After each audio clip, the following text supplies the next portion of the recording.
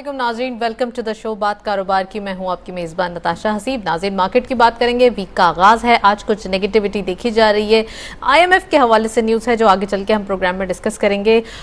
Staff level agreements जो है वो उस होपलेसनेस की तरफ जाते हुए दिखाई दे रहे हैं, यानी कि हम देख रहे हैं कि जो तमाम चीज़ें बेटरमेंट की तरफ आ रही थी अब दोबारा एक स्टक पोजिशन में आ रही है। विद द सेम एटीट्यूड हम मार्केट के अंदर भी देख रहे हैं कि एक होपलेसनेस देखी गई है। वीक के आगाज़ में ये एक demoralising situation which is negative for the market. अब हम कह सकते हैं कि अगर कोई ट्रिगर न्यूज़ आ जाए जो मार्केट के नंबर्स को स्ट्रॉन्ग कर सकती है तो ही मार्केट के नंबर्स स्ट्रॉन्ग हो सकते हैं। फाइनली अगर news business point of view से देखें तो यहाँ पे मैनेज करने की रिजर्व्स के हवाले से चीज़ें हैं। बजट भी अब अपकमिंग है जो कि जून के अंदर पेश किया जाएगा। 9 जून डेट डिसाइड की गई है, लेकिन ओवरऑल देखा जाए तो सेंटिमेंट्स मार्केट के वाइज जो है वो नेगेटिव डायरेक्टरी शो करते हुए दिखाई दे रहे हैं। सो फर्स्ट सेगमेंट देखते हैं।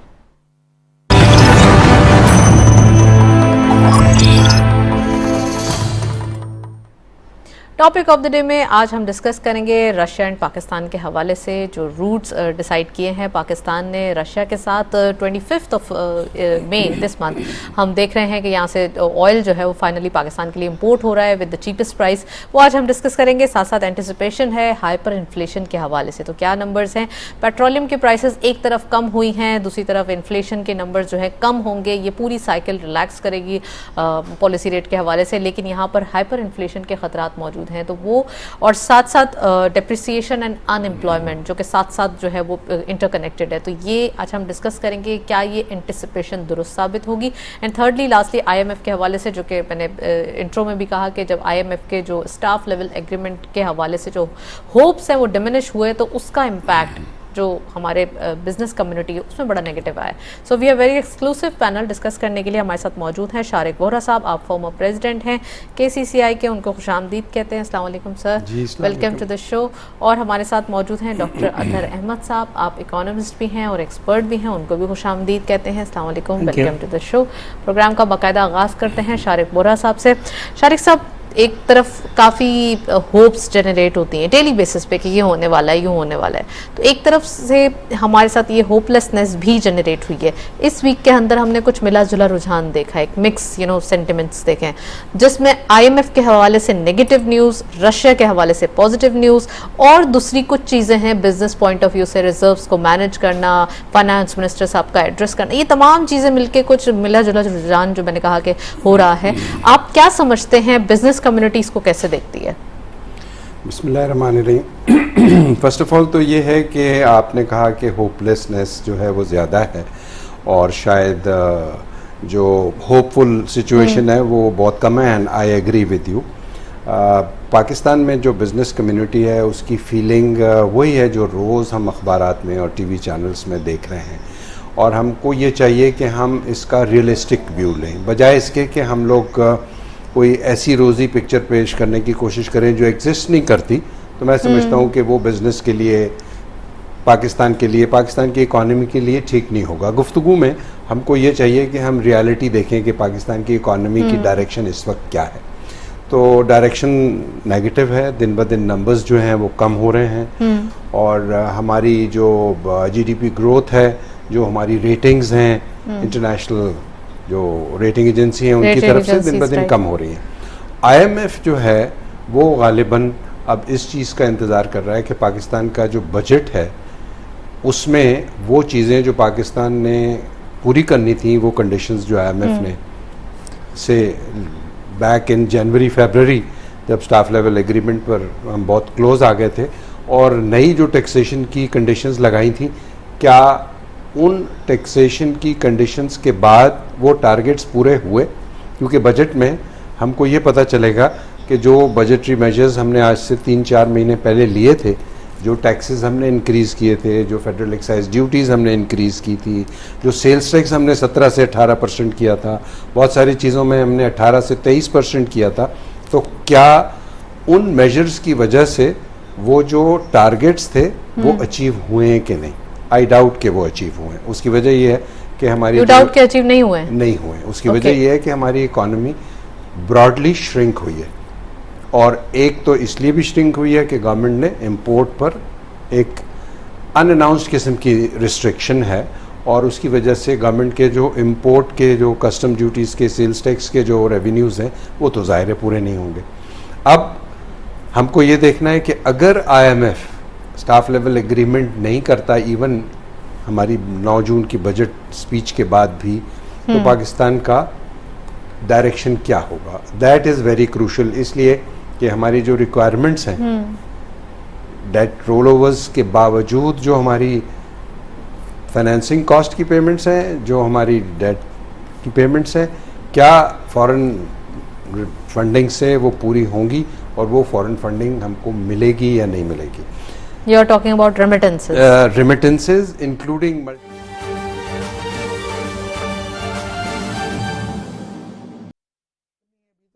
नेशनल लेवल पर क्या बात करेंगे इसकी, तो I am not very much hopeful कि ये इस लेवल पर बात होगी और ये इस लेवल पर बात होकर एग्जीक्यूशन भी हो जाएगा। एग्जीक्यूशन के लिए भी टाइम लगता है और इसके नतीजे आने में और ज़्यादा टाइम लगता है, तो it's difficult to come to any final conclusion. मैं शारिक साहब आपसे ही पूछना चाहूँगी, जो आपने ही इफ्स एंड बट्स रेस किए हैं कि हमने पुराने वादे वफा नहीं किए, आप समझते हैं कि हमारे पास इतने मसल्स थे कि हम जो पुरानी इनकी कंडीशंस थी उनको फुलफ़िल करते? सेकंड थिंग इज़ दैट हमने बहुत सारी कंडीशंस उनकी फुलफ़िल की थी लेकिन they are not satisfied yet. मेरा ज़ाती ओपिनियन ये है और जितना मैंने रिसर्च किया है और आईएमएफ का जो एक ट्रेंड है हिस्टोरिकल, जिस तरह उन्होंने पिछले 2 सालों में मुख्तलिफ जो इकोनॉमीज़ बुरी हालत में थी उनको जिस तरह हेल्प किया है, जैसे कि श्रीलंका की एक मिसाल है और श्रीलंका बेहतर हुआ है आईएमएफ के एग्रीमेंट के बाद। उनका जो एक्सचेंज रेट है it has come to the level of 300 का हो गया श्रीलंकन रुपीज़ ऑलमोस्ट फ्रॉम 370। तो staff level agreement in case of Pakistan important है और मैं ये समझता हूँ कि पाकिस्तान ने वो जो आपका सवाल है कि हमारा इतना मसल था या नहीं, मसल था या नहीं, लेकिन हमने कंडीशंस उनकी सारी पूरी की हैं, पूरी की हैं। पाकिस्तान गवर्नमेंट ने टैक्सेशन के हवाले से, सब्सिडी के हवाले से, इंडस्ट्री की टैरिफ जो पावर के टैरिफ्स के हवाले से, वो तो अभी तो आप बोल रहे थे कि नहीं की हमने फर्स्ट। नहीं, मैं ये कह रहा था कि हमने कर दी हैं। आईएमएफ ये देखेगा कि उन कंडीशंस जो पाकिस्तान ने पूरी की हैं वो ट्रांसलेट हुई हैं इनफ रेवेन्यूज जनरेट करने में या नहीं, ये मैं कह रहा था। दिस इज द रीजन कि हमारे पास रेवेन्यू जनरेट नहीं हो रहा। रेवेन्यू जनरेट, मैं ये कह रहा हूँ कि हमने वो तमाम कंडीशंस पूरी कर दी हैं। मसलन हमने गैस, यूटिलिटीज, सबके प्राइस टैरिफ इंक्रीज किए हैं, cross subsidy, so much so कि हमने टेक्सटाइल की जो सब्सिडी थी पावर की वो ख़त्म कर दी। कौन सी ऐसी चीज़ है जो हमने नहीं की? आईएमएफ स्टिल एक्सपेक्ट्स के आप डिक्टेट कर रहे हैं, इंटरेस्ट रेट भी हमारी आपकी मर्जी से है, टैरिफ्स भी आपकी मर्जी से इंक्रीज हो रहे हैं, तमाम चीज़ें भी आपने कर दी, उसके बावजूद इंडस्ट्रीज़ या तमाम जो हमारे बिजनेसेस हैं वो परफॉर्म करें। मैं ये समझता हूँ कि आईएमएफ जो है वो ये वेट कर रहा है कि हमारे जो टैक्स मेजर्स हुए हैं या जो कंडीशंस उन्होंने लगाई उससे हमारी जो रेवेन्यू कलेक्शन है, लोकल जो हमारा रेवेन्यू है वो इज़ इनफ कि अगर वो हमको लोन दे देते हैं तो हम उसको सर्विस कर सकेंगे। और जैसे कि डॉक्टर साहब ने अभी फरमाया कि उसमें बहुत टाइम लगेगा स्टाफ लेवल एग्रीमेंट के बाद, मेरा नहीं ख्याल, मैं आई बैक टू डिफर। उसकी वजह यह है कि हमने बहुत सारी चीज़ें कर ली हैं। Once the staff level agreement is signed तो डिसबर्समेंट में बहुत ज़्यादा टाइम नहीं लगेगा। ऐसा ही हुआ है, पास्ट में भी ऐसे ही हुआ है और पास्ट में भी ऐसा हुआ है, बहुत जल्दी आ जाता तो अगर स्टाफ लेवल एग्रीमेंट हो जाता है, जो कि मेरा ख्याल है कि अब वो 9 जून के बाद ही होगा, वो लोग बजट डॉक्यूमेंट को देखेंगे, वो वेट करेंगे। तो आप समझते हैं बजट के लिए क्या हमारे पास फिर से कोई टैक्स के हवाले से कोई नई विश लिस्ट आएगी उनकी और कोई नई विशेज़ हमें सेक्रीफाइस करनी होंगी? मेरा ये ज़ाती ओपिनियन है कि जो इस दफ़ा बजट आएगा उसमें और जो मौजूदा हमारी टैरिफ्स हैं, टैक्सेशंस हैं, उसमें कोई बहुत ज़्यादा तब्दीली आएगी नहीं और ना ही मैं समझता हूँ कि उसमें गुंजाइश है। उसकी वजह ये है कि हमारे ऑलरेडी जो टैक्स रेट्स हैं, चाहे वो कस्टम ड्यूटीज़ के हों, चाहे वो इनकम टैक्स के हों या किसी किस्म के भी टैक्सेस हों, माँ सिवाय इसके कि जो फेडरल टैक्स लेता है हमारी प्रॉपर्टीज़ पे, उसके हो सकता है कि वो रेट्स बढ़ा दें, जैसा कि अखबारात में भी आ रहा है कि जो ट्रेडिंग होती है फाइल्स की, हाउसिंग सोसाइटीज़ की, और जो लोग उससे वेल्थ एक्यूमुलेट करते हैं उसको गवर्नमेंट चाह रही है कि हम टैक्स कर दें। उससे फिर वो जो गरीब तबका है उसके ऊपर कोई इसका इम्पैक्ट होगा? आई डोंट थिंक सो, इसलिए कि पाकिस्तान में जो प्रॉपर्टी ट्रेड है वो एक सेट नंबर ऑफ लोग करते हैं और वो एक हैंड से सेकंड हैंड और सेकंड हैंड से थर्ड हैंड ट्रांसफ़र हो रही होती है, उसमें कोई प्रोडक्टिव वैल्यू ऐड नहीं हो रही होती। राइट। चले, मैं डॉक्टर साहब से पूछना चाहूँगी, डॉक्टर साहब इलेक्शन कब होते हैं, नहीं होते हैं, this is not our question जी। एक्चुअली हमें यहाँ पर फाइनेंशियल मैटर्स को सही करने की बात करनी है। आप समझते हैं कि बिजनेस कम्युनिटी की जानिब से या गवर्नमेंट की जानिब से जैसे जैसे आई है वो जैसे जैसे इनिशिएटिव्स लिए गए, पहली कोशिश यही थी कि जो हमारे मुल्क की जो इकॉनमी है वो सही ट्रैक पर आ जाए। आप समझते हैं अभी भी बहुत सारे ऐसे इनिशिएटिव्स लिए गए, कोशिशें की गई, वहाँ से काम किया गया जहाँ से कुछ सस्ता, यानी कि रीजन में जहाँ से कुछ सस्ते प्राइसेस के हवाले से मिल रहे वहीं से काम किया गया, हर चीज़ के हवाले से। आप क्या समझते हैं CPEC, चाइना जो हमारा एक फ्रेंड है, कितना इम्पोर्टेंट है CPEC इन सिनारियों को चेंज करने के लिए? देखिए, टू बी वेरी ऑनेस्ट, अगर आप CPEC की इम्पोर्टेंस की बात करती हैं तो CPEC कितना इम्पोर्टेंस है जिसका हमने अभी तक अंदाज़ा लगाया या नहीं, इसलिए कि थ्रू CPEC हमारा अर्निंग इतना ज़्यादा हो सकता है कि दूसरे एक्सपोर्टेबल सेक्टर्स से कहीं ज़्यादा हमारा सिर्फ ये लॉजिस्टिक सेक्टर अर्न कर सकता है। इसलिए कि हमने ये इसका जो नाम दिया है कि चाइना पाकिस्तान इकोनॉमिक कॉरिडोर, तो ये चाइना का हमारे साथ एग्रीमेंट है, चाइना के साथ बना रहे हैं, ठीक है। लेकिन अगर हम ये चीज़ देखें कि सेंट्रल एशियन स्टेट्स के 6 ममालिक हैं, हम उनके लिए भी हम उनको फैसिलिटेट करें और उनको अगर हम अफ्रीकन स्टेट्स के साथ मिलाएं तो 32 कंट्रीज़ तो मेंबर कंट्रीज़ हैं ऑर्गेनाइजेशन ऑफ अफ्रीकन यूनिटी के। अगर हम इन 32 कंट्रीज़ को इन 6 कंट्रीज़ के साथ अगर हम ट्रेड का ज्वाइन करते हैं तो कितना हमें लॉजिस्टिक बिजनेस मिल सकता है ट्रांजिट ट्रेड का। अब तक तो हमने ट्रांजिट ट्रेड के बारे में यही सुना है कि अफगान ट्रांजिट ट्रेड, तो पाकिस्तान अफगानिस्तान को ही ट्रांजिट ट्रेड की सहूलत देता था। लेकिन अब अगर ये 6 मुल्क बन जाएं जो 6 के 6 अफगानिस्तान से बड़े हैं, तो सिर्फ एक अफगानिस्तान से अगर हम इतना अर्न करते हैं तो वो 6 × 6 कर लीजिए। अभी चाइना को तो हमने टच ही नहीं किया। फिर उसके बाद देखिए, रशिया ने बड़ा इंटरेस्ट शो किया है CPEC पर, तो Russia is very big country. तो अब Russia, central Asian states, China, इन सब की लॉजिस्टिक को अगर हम लें सारा, तो हमें तो गवादर का जो है ये नेचुरल सी पोर्ट जो है, नेचुरल डीप सी पोर्ट, तो 18.2 मीटर की तो जो डेप्थ है, बड़े 20,000 कंटेनर के तो यहाँ पे वेसल्स आ सकते हैं डायरेक्ट, तो जो कि कराची पोर्ट पर नहीं आ सकते। यहाँ की 10.2 मीटर की डेप्थ है, तो उतनी डेप्थ में आ सकते हैं। तो हमारे पास तो आजकल दुनिया भर में ये छोटे बल्क कैरियर का दौर ख़त्म हो गया, अब बड़े बड़े, और अब शिपिंग कंपनी को आप फैसिलिटेट करके अपने सजेस्ट करके फैसिलिटेट करें तो हब गवादर को आप इसका बना सकते हैं, ट्रांजिट ट्रेड हब बना सकते हैं।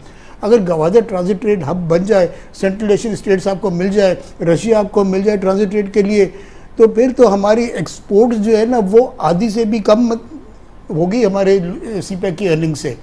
तो will have to work day and night for this के हम CPEC को जल्दी से जल्दी इफ़ेक्टिव यूटिलाइज करके इसका हम मीटर डाउन करें फ़ौरन से कि ये हमारे इतने सारे ट्रांजिट ट्रेड मिले।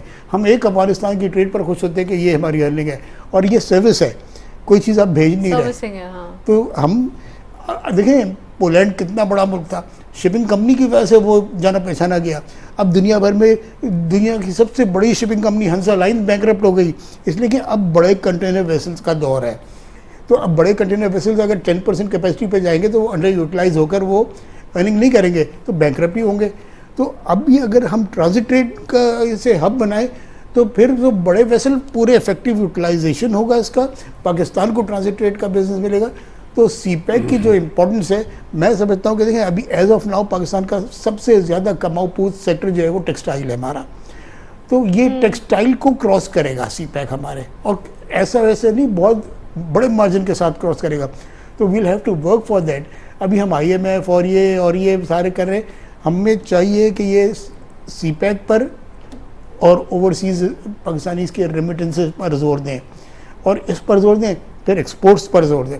तो ये 3 सेक्टर हमारे ऐसे हैं कि हम दूसरी चक्रों में ज़्यादा हैं, इन चक्रों में कम है। तो we'll have to work badly for CPEC completion, फिर overseas Pakistani remittance, exports promotion. ये 3 सेक्टर ऐसे हैं कि जो मैं समझता हूँ कि टॉप मोस्ट प्रायोरिटी है पाकिस्तान की। This what we should do now. Priorities तो यही हैं हमारी। मैं शारिक साहब आपसे पूछना चाहती हूँ कि एक फाइनल एक अच्छा जो हमारा इकदाम था या काफ़ी अरसे से जिस चीज़ की कोशिश की जा रही थी वो है रशिया से इंपोर्ट करना ऑयल का, विच इज़ नाउ अब 25 मई को जो है वो आ जाएगा हमारे पास ऑयल। ये काफ़ी अरसे की कोशिश थी and just it is the opening, it is the start of the journey. अब आगे आगे पता नहीं क्या क्या चीज़ें हैं जो हम इंपोर्ट भी करेंगे और यहाँ से एक्सपोर्ट भी करेंगे। And one thing which is very important कि ये बाय रूट हमने जो डिसाइड किया है थ्रू सी पैक या थ्रू हमारा जो रूट है, इसके लिए बड़ा एक ये एक अच्छा चीज़ है कि हमारे पास जो है वो आया है। ये आप समझते हैं कि रशिया से ऑयल इंपोर्ट करना कितना ज़्यादा फ्रेंडली होगा हमारे लिए और आने वाले दिनों के लिए कितनी अपॉर्चुनिटीज़ जो है वो हम ओपन करने जा रहे हैं just through this? I really don't know कि नंबर्स में कितना पाकिस्तान को फ़ायदा होगा, बट आई थिंक कि पाकिस्तान का रशिया से ऑयल इंपोर्ट करना दो तरीके से बहुत अच्छा है। एक तो ये कि पाकिस्तान के पास other than Saudi Arabia and जो जीसीसी उसके अलावा एक सोर्स हुआ।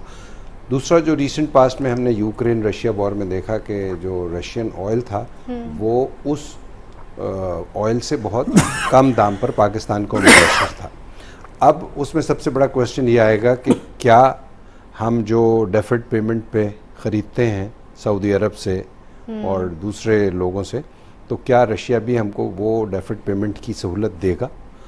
और अगर जैसा कि आपको मालूम है कि रशिया की जो कैप है ऑयल की वो $60 की है, वेयर एज दुनिया में जो ऑयल है इस वक्त वो 75-80 इसमें रेंज कर रहा है। तो अगर $20 पर बैरल, और कैप जब से ही है जब से हमारे पास 100 जब से इवन 90 या 95 का था, तो we have lost a lot of dollars कि हमने उस वक्त ट्रेड नहीं की। बट ठीक है, देर आए दुरुस्त आए। अगर हम अभी भी इसको इस अपॉर्चुनिटी को बेहतर तरीके से और आइंदा आने वाले वक्तों के लिए इसको हम पाइपलाइन में रखें और किसी भी क्राइसिस में, किसी भी ऐसी सिचुएशन में हमारे पास एक सोर्स ऑफ सप्लाई जो है वो एक्स्ट्रा होना चाहिए, एक अलग वेंडर होना चाहिए। But it is very difficult to say कि रशिया से कितना ऑयल आएगा एंड क्या हमको उसकी पेमेंट 100,000 पर डे कहा गया है। सो 100,000 बैरल्स पर डे तो है, लेकिन उसमें सबसे बड़ा क्वेश्चन ये होगा कि हमारी पेमेंट टर्म्स क्या है। आई डोंट थिंक कि अभी रशिया ने हमको कोई डेफर्ड पेमेंट की, मैंने नहीं पढ़ा, हो सकता है गवर्नमेंट टू गवर्नमेंट लेवल पर कोई ऐसा एग्रीमेंट हुआ अभी तक डेफर्ड की बात तो नहीं की। तो हमारा इस वक्त जो क्राइसिस है वो ये है कि हमारे पास we don't have dollars to import. तो but once you are buying a cheapest oil तो आपके तो वैसे ही बच जाते हैं ना। जी बहुत फ़ायदा है रशिया से। अगर देखिए $20 का फ़र्क जो है वो तो पाकिस्तान अगर कहीं किसी और जगह से सेक्रीफाइस करके सस्ता रशियन ऑयल ले ले तो पाकिस्तान का जो इंपोर्ट बिल है वो काफ़ी कम हो जाता है। जो $30 बिलियन का हम फ्यूल और दूसरी चीज़ें ऑयल्स इंपोर्ट करते हैं, तो हमारा अगर 20% कम प्राइस पर मिले तो हम बहुत सारा फॉरेन एक्सचेंज सेव कर सकते हैं। प्लस पाकिस्तान के पास रशिया की जो एक मार्केट है वो भी मिलती है आपको एक्सपोर्ट की। एक ज़माना था कि पाकिस्तान की जो टेक्सटाइल एक्सपोर्ट्स थी, रशिया उसकी एक बहुत बड़ी मंडी थी, बहुत बड़ी मार्केट है। एंड राइट नाउ वो नहीं है और उसकी वजह शायद मे बी पॉसिबल कि यहाँ पे कोई ऐसी पॉसिबिलिटीज़ बने और हमारी जो दोबारा एक्सपोर्ट है वो रशिया की तरफ भी डाइवर्ट। डेफिनेटली उसकी पॉसिबिलिटी है और बहुत ज़्यादा है। और आपको शायद मालूम होगा कि अब पाकिस्तान की जो टेक्सटाइल एक्सपोर्ट्स हैं वो चाइना को भी शुरू हुई हैं। और once Pakistan becomes a supplier to China, तो आप इमेजिन कर सकते हैं कि ये पाकिस्तान की जो टेक्सटाइल की कैपेसिटी है वो बहुत कम होगी, इसलिए कि चाइना की जो मार्केट है टेक्सटाइल्स की इज़ ह्यूज। ज़रूरत सिर्फ इस बात की है कि जो करंट क्राइसिस है हमारा वो ठीक हो जाए और जो दुनिया में क्राइसिस है वो ठीक हो जाए। फॉरेन रेमिटेंस की अभी बात की डॉक्टर साहब ने और आपने भी कि जो ओवरसीज़ पाकिस्तानीज़ हैं वो उनकी रेमिटेंस जो हैं वो कम हुई हैं। देखिए उसकी एक वजह तो ये है कि पूरी दुनिया में इन्फ्लेशन है। आपने अभी अपने इंट्रो में हाइपर इन्फ्लेशन का भी जिक्र किया था। तो inflation is not only in Pakistan, बल्कि इन्फ्लेशन वो लोग जो पाकिस्तानी मिडल ईस्ट में, अमेरिका में या दूसरी जगहों से पैसे भेजते थे अपनी फैमिलीज़ को, और जिसकी वजह से हमारी फॉरेन रेमिटेंस जो थी वो बढ़ती थी, उनकी तरफ से रेमिटेंसेस कम हुई हैं बिकॉज वहाँ भी बहुत इन्फ्लेशन आया और उनको अपनी ज़रूरियात के लिए भी पैसा जो है वो सेव करना है। आई थिंक कि दुनिया में जिस तरह इन्फ्लेशन है और पाकिस्तान में भी है, अनफॉर्चुनेटली पाकिस्तान में ज़्यादा है, और उसकी वजह हमारा जो इन्फ्लेशन है वो हमारा डेप्रिसिएशन ऑफ रुपी की वजह से। वैल्यूएशन ऑफ रुपी की वजह से। एग्जैक्टली जो हमारा डिप्रिशिएट हुआ रुपी इन लास्ट 2 years उसकी Right. वजह से हमारा इन्फ्लेशन बढ़ा है। अच्छा, डेप्रिसिएशन की आपने बड़ी अच्छी बात की है, तो मैं अगेन वैल्यूएशन के हवाले से बात करना चाहूँगी कि रुपी अगेन डिप्रिशिएट हो रहा है डेली बेसिस पे, कुछ डॉलर की दोबारा जो है वो ऐसी सिचुएशन बन रही है कि अप्रिसिएशन की तरफ जा रही है और मार्केट से जो है वो वैनिश होता हुआ दिखाई दे रहा है। देखिए उसकी वजह ये है कि जैसे ये न्यूज़ आती है कि पाकिस्तान की एक्सपोर्ट जो है वो अप्रैल में कंपेयर टू लास्ट मंथ और कम हुई है, तो दैट इंडिकेट्स कि हमारे पास जो इनफ्लो ऑफ डॉलर्स है वो कम हो रहा है। वो कम हाँ। हुआ। तो जब मार्केट में ये न्यूज़ आती है तो डेफिनेटली एक सेंटिमेंट बिल्ट हो जाता है कि डॉलर शॉर्ट हो रहा है, और फिर उसमें वो लोग जो कि डॉलर की होर्डिंग करते हैं या ट्रेडिंग करते हैं, हवाले की ट्रेडिंग करते हैं, वो प्लस हमारी बहुत वो सारी अभी beneficiary जो होते हैं। इम्पोर्ट्स हैं वो आपको पता है अंडर इनवॉइस होती हैं पाकिस्तान की। एग्जैक्टली। तो वो जो अंडर इनवॉइस इंपोर्ट्स होती हैं उसके लिए फिर जो इंपोर्टर्स हैं वो हुंडी मार्केट, हवाला मार्केट से अपने सप्लायर्स को पैसा भेजते हैं, उनमें पैनिक आता है। Plus okay. जो लोग सेव करना चाहते हैं, सेविंग्स वो डॉलर लेके रखना शुरू कर देते हैं। तो बहुत सारे फैक्टर्स हैं डॉलर को शॉर्टेज की वजह से। वंस स्टेबिलिटी आ जाएगी, और जैसा कि अभी शायद फाइनेंस मिनिस्टर साहब ने भी कहा था और दूसरे एक्सपर्ट्स ने भी कि थोड़ी सी स्टेबिलिटी अगर आएगी तो ये डॉलर वापस 220-230 की रेंज में आ जाएगा।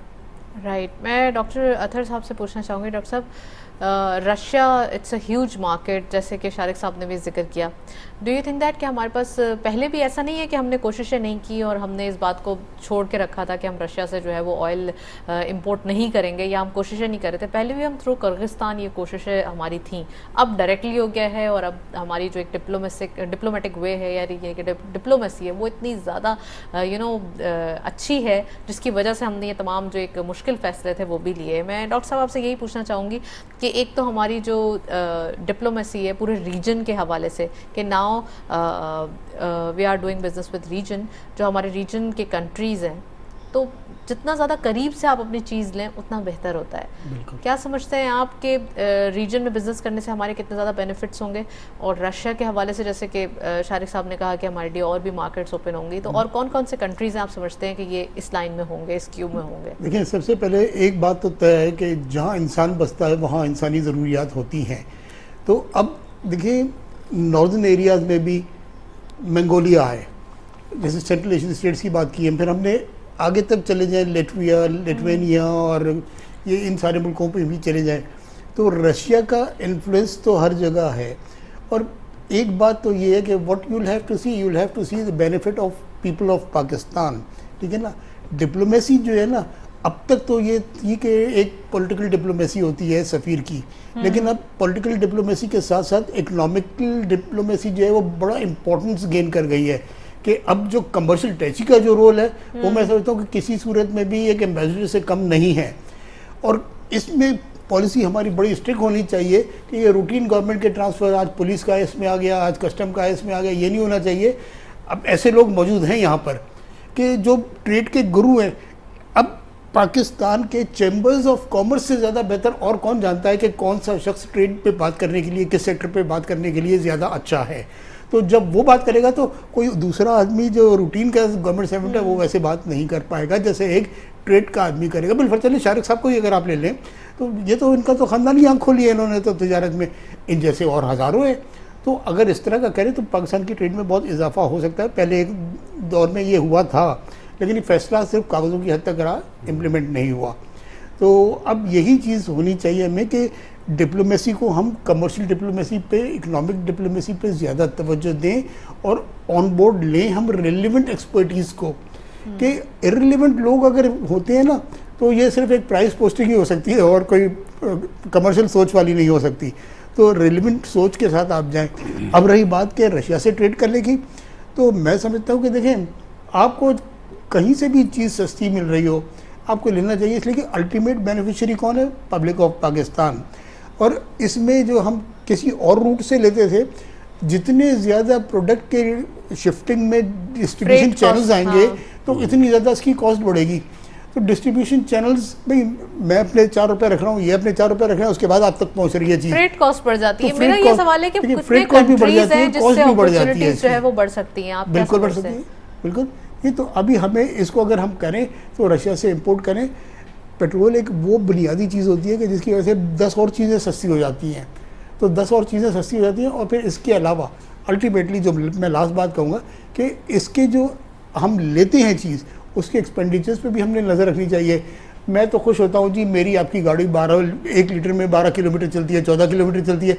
अरे वो जो अशराफिया है उनकी गाड़ी 14 लीटर में 1 चलती है, इसलिए कि वो पूरा कन्वॉय होता है और 2600 सीसी 3000 सीसी की गाड़ियाँ होती हैं।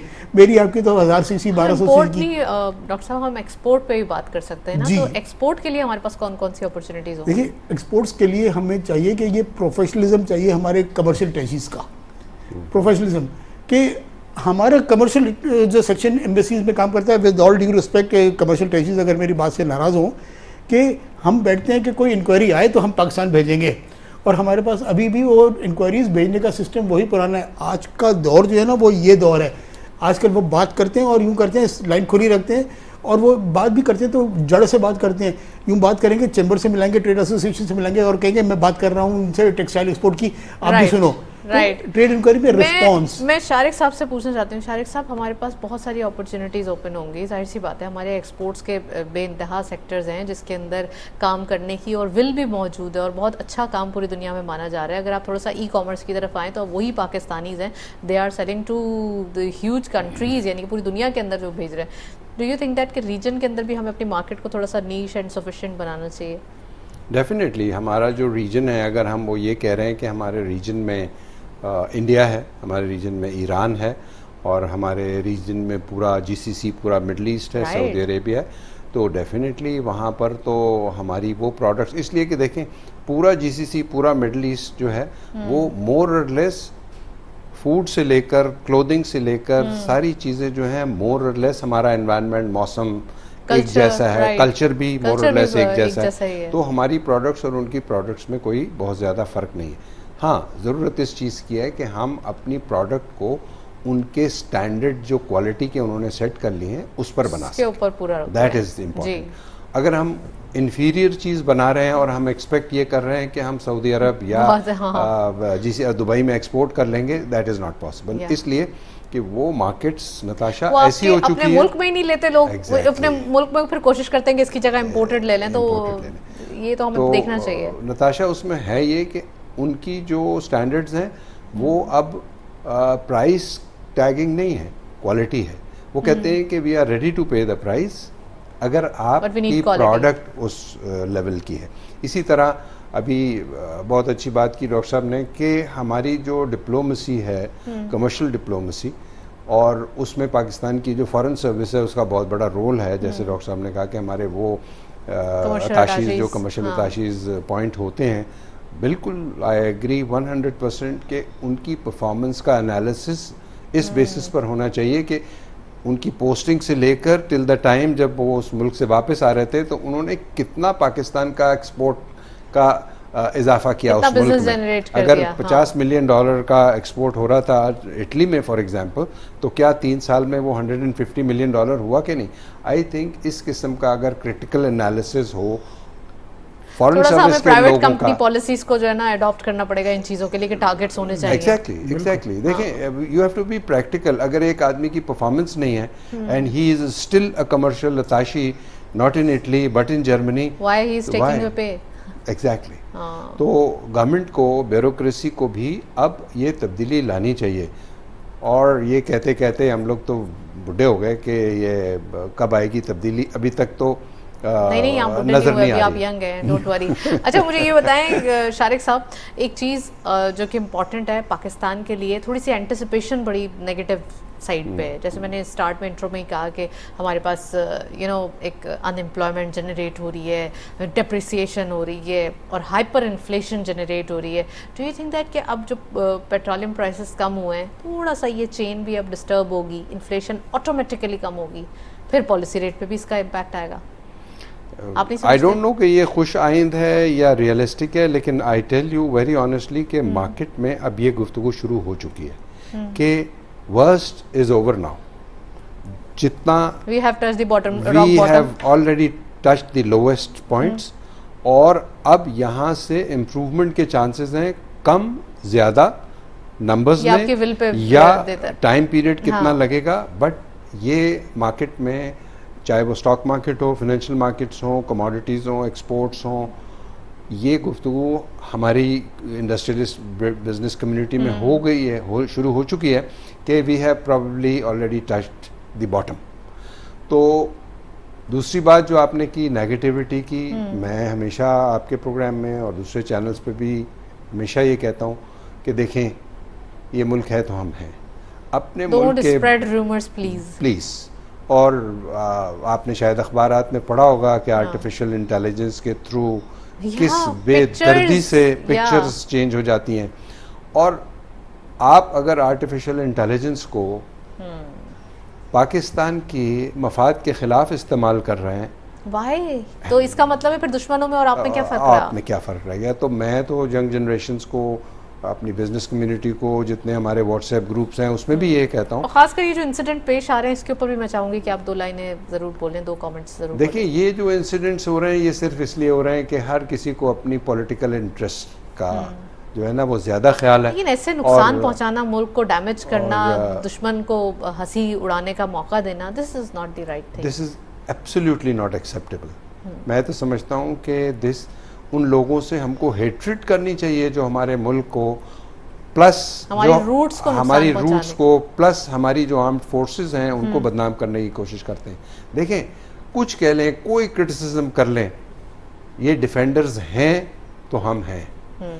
हमको किसी एंगल से वो अच्छे नहीं लगते, किसी एंगल से बुरे लगते हैं, बट ओवरऑल पाकिस्तान की 75 साल की हिस्ट्री में अगर कोई इंस्टीट्यूशन आज तक ऑर्गेनाइज प्रोफेशनली है, मैं ये आज आपके चैनल से कहता हूँ, तो वो आर्मी का इंस्टीट्यूशन है। राइट, वेल डिटेल्ड कमेंट और बहुत ही अच्छे अल्फाज आपने यूज़ किए। मैं डॉक्टर साहब से पूछना चाहूँगी, डॉक्टर साहब, अगेन होपलेसनेस को जनरेट करना भी मैं तो समझती हूँ कि गुनाह के ज़ुमरे में आता है, क्योंकि उम्मीद अल्लाह ताला ने कहा है कि हमेशा कायम रखनी चाहिए। आप समझते हैं कि बिजनेस पॉइंट ऑफ व्यू से और थोड़ा सा मुल्क की तरक्की के लिए हमें चाहिए कि थोड़ा सा अपनी फोरकास्ट या थोड़ा सा एक ऑप्टिमिज्म है उसको क्रिएट करना ज़रूरी है? नहीं, I totally agree with this point कि हमें नेगेटिविटी की तरफ हम जो जाते हैं, और ये जैसे भी फरोज साहब ने बताया कि इसमें कोई दो राय नहीं है, और पब्लिक की भी ऐसी दो राय नहीं है कि वो जिनकी ये राय है वो लोग हम में नहीं हैं, जिनकी ये राय है वो हम में नहीं है।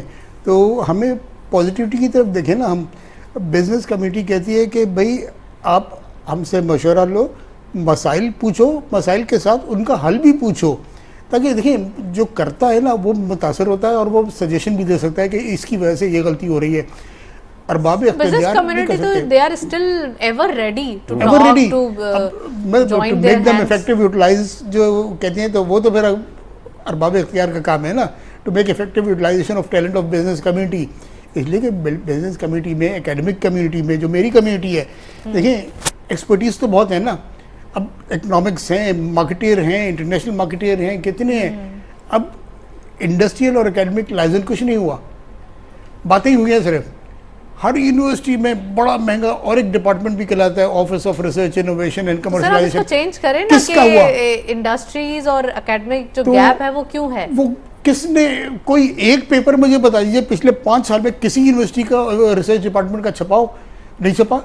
तो वो अताउर रहमान साहब हमारे बड़ा सही कहते रहे, कहते कहते वो भी खामोश हो गए कि अब एक ही लॉस एंजलिस की यूनिवर्सिटी में इतने रिसर्च पेपर्स आते हैं जो पूरे पाकिस्तान में नहीं आए। तो हम अपनी क्या यूनिवर्सिटी के ज़मरे में आती है हमारी यूनिवर्सिटी। तो हमें चाहिए एकेडमिक इंडस्ट्री से कोलैबोरेशन करें, ये इंडस्ट्री और एकेडमिक का कोलैबोरेशन करें, इनसे आउटपुट लें और आउटपुट के बाद सजेशन लें कि अगर हम ये करेंगे तो ये होगा, ये करेंगे एनालिसिस। और ये एनालिसिस जो होते हैं ना, ये मोर और लेस बिल्कुल सही जाके टकराती है, बिल्कुल सही हिट करते हैं। ये ठीक है 5% ऊपर नीचे होता होगा ज़रूर, लेकिन मेजॉरिटी हिट करते हैं। तो हम टैलेंट को हम सही इस्तेमाल नहीं कर रहे, और बस वो एक पोजीशन को हम इस्तेमाल कर रहे हैं। और पोजीशन पे कौन बैठा है? जो उसका इस फील्ड से कोई ताल्लुक़ नहीं है। तो हमारे पास इस चीज़ को ये, लेकिन ये लॉन्गर रन की बात है। इमीडिएट एक्शन जो है वो तो हमारी ये जो रेवेन्यू जनरेटिंग हेड्स हैं इनकी तरफ हमने तवज्जो देनी है, एक्सपोर्ट्स प्रमोशन पे देनी है, रेमिटेंस पर देनी है, और फिर बाकी चीज़ें ग्रेजुअली वो आगे के लिए है सारी। इमीडिएट नतीजा किसी का नहीं निकलेगा। इमीडिएट नतीजा तो सिर्फ ये निकलेगा कि वैल्यू एडिशन पर जोर दें आप, कि हमारे पास मिनरल्स हैं, इस टाइप की चीज़ें, वो पत्थर निकालते हैं और वैसी क्रेन से शिप में चढ़ता है। वही चीज़ 4 गुना कीमत ज़्यादा करके हमारे पास वापस इंपोर्ट होती है। तो ये पॉलिसी है ना, पॉलिसी कौन बनाता है? पॉलिसी बिजनेस कमेटी का आदमी तो नहीं बनाता ना भाई, वो तो ऊपर से बनकर आती है, इनको ये फॉलो करना पड़ता है। आप करेंगे ये एक्सपोर्ट नहीं हो सकती, एक्सपोर्ट पॉलिसी कौन बनाता है?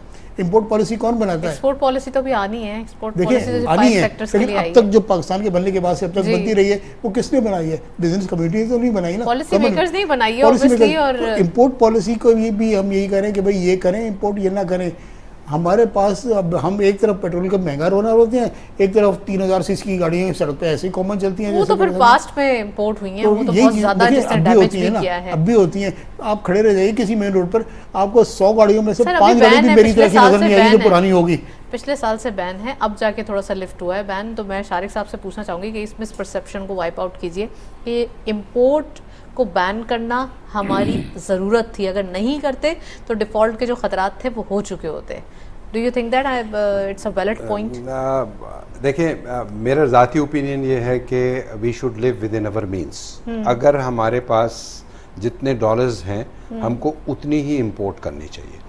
एक पॉइंट ऑफ व्यू ये है, वो ये कहता है कि जी इस तरह से बिजनेस श्रिंक हो जाएगा और let whatever you want to import, but उसके अगेंस्ट में आपकी जो कैपेसिटी टू पे है वो बेहतर होनी चाहिए। मसलन ये कि अगर पाकिस्तान 50 अरब डॉलर भी साल के ले रहा है, ठीक है, तो क्या उसके पास इतनी इनकम है एक्सपोर्ट्स के थ्रू कि वो अपनी उन डेट्स को पे कर सके या उसकी फाइनेंशियल कॉस्ट को पे कर सके? मेरा ज़ाती ओपिनियन ये है कि उन मुल्कों ने तरक्की की है जिन्होंने अपने मीन्स में रह के अपनी इंपोर्ट बिल को रखा है। जो आपका सवाल है उतने पाँव फैलाएं। अगर हमारे पास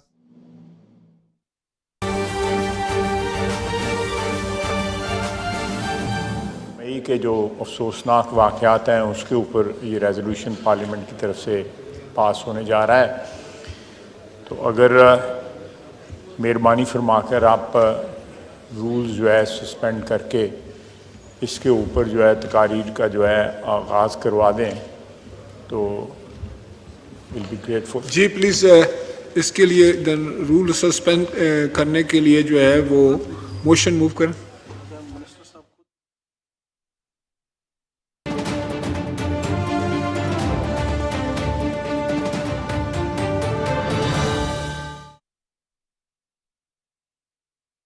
कि हमको देखना ये है कि अब हमारे पास वो कौन सी चीज़ें हैं जो शॉर्ट टर्म में हम फौरी तौर पे करते हैं तो हमारी एक्सपोर्ट प्रोसीड्स बढ़ सकती हैं। मैं समझता हूँ कि उसमें टेक्सटाइल सेक्टर का एक डिमांड ये है कि उनके जो पावर सब्सिडी है उसको रिस्टोर किया जाए। आई थिंक उसमें एक वैलिड पॉइंट है, इसलिए कि पाकिस्तान का जो पावर टैरिफ्स हैं वो नॉट ओनली के रीजन में बल्कि बहुत सारे तरक्की याफ्ता ममालिक से भी हमारा पावर टैरिफ बहुत ऊपर चला गया है। तो अगर हम अपनी उस मेजर जो एक्सपोर्टर है टेक्सटाइल सेक्टर उसको हमको संभालना चाहिए। और उसके बाद जो हमारे पास सेक्टर है वो आईटी है। आपके शो में बहुत दफ़ा ये गुफ्तगू हुई है कि हमारे पास शॉर्टेस्ट पॉसिबल टाइम में हम अपनी जो डॉलर की रिजर्व्स को बढ़ा सकते हैं वो आईटी के थ्रू बढ़ा सकते हैं। पाकिस्तान के पास ह्यूमन रिसोर्स है, आप जैसे नौजवान आईटी के एक्सपर्ट बहुत पाकिस्तान में हैं जो यूनिवर्सिटी से पास आउट हो रहे हैं और बहुत दुनिया में उसका स्कोप है। मैं समझता हूँ कि ये दो ऐसी चीज़ें हैं कि पाकिस्तान की जो रिजर्व्स को बढ़ा सकती हैं और पाकिस्तान के मसाइल बहुत हद तक हल हो सकते हैं। लास्ट कमेंट डॉक्टर साहब प्लीज़ सेक्टर वाइज ही बताइएगा कौन से सेक्टर्स हैं जिसमें आप पोटेंशियल समझते हैं, और साथ साथ शारिक साहब ने आईटी और टेक्सटाइल सेक्टर का जिक्र किया which will be the game sectors के बारे में अगर मैं बताऊं आपको तो बड़ी हैरानी की बात ये है कि हमारे पास बहुत सारे सेक्टर्स तो अनएक्सप्लोर्ड हैं, जिसे एक्सपोर्ट्स के बारे में कहते हैं ना कि नॉन ट्रेडिशनल डेस्टिनेशन। इसी तरह से नॉन ट्रेडिशनल प्रोडक्ट्स भी हैं हमारे पास, कि हमारे पास तो ऐसी ऐसी चीज़ें एक्सपोर्ट होती हैं कि जिसके बारे में कोई सोचता रहेगा कि भाई ये चीज़ भी होती है। हमारी क्लास में जब बच्चा साइंस लेता है और 9th क्लास में जाता है तो सबसे पहला काम क्या करता है? मैंने साइंस नहीं पढ़ी है लेकिन मैं इतना जानता हूँ कि वो डिसेक्शन कहते थे उसे, गलबन के जो मेंढक को काटते थे। तो अब ये मैं इस प्रोग्राम में बैठ के बात कर रहा हूँ कि ये क्या बात कर रहा हूँ मैं, लेकिन वो जो उसकी जो टांगे काटते थे आप सुन के हैरान हो जाएंगे, वो भी एक्सपोर्ट होती है। फार्मास्यूटिकल मैन्युफैक्चरर्स उसे कोई अपने एक्सटर्नल अप्लाई करने की दवा के लिए इस्तेमाल करते हैं। तो वो चीज़ जो हम कचरे में फेंकते हैं वो एक्सपोर्टेबल आइटम है। भाई अगर $10 लाख नहीं देगा तो कम से कम $1 लाख तो मिलते हैं उसके। तो हमें इस तरह नज़र रखनी चाहिए, बहुत सारे हमें डिस्कवर करनी चाहिए। नॉन 20 ममालिक ऐसे हैं कि जिसका हमें नाम भी नहीं पता। राइट, तो जहाँ इंसान रहता है इंसानी ज़रूरत होती है वहाँ पर। Well, thank you so much doctor साहब, आपने हमें ज्वाइन किया। शारिक वोरा साहब का बहुत बहुत शुक्रिया, आप तशरीफ़ लाए। आज के दिन हमने डिस्कशन की। मेरे नज़दीक तमाम जो हमारे जो गेस्ट हैं उनकी राय थी, उनके अलग उन्होंने सेक्टर्स के नाम लिए, लेकिन मेरे नज़दीक agriculture sector will be also the game changer. कि एग्रीकल्चर सेक्टर जिसके अंदर अल्लाह ताला की तरफ से दिस इज़ द ब्लेसिंग कि इस बार बम्पर क्रॉप हुई है वीट की, so which will be beneficiary for us, और आने वाले दिनों में हमें इसके पर्क्स, इसके नताइज ज़रूर महसूस होंगे। दैट्स इट, इस प्रोग्राम को वाइंड अप करेंगे। इजाज़त दीजिए, अल्लाह हाफ़िज़।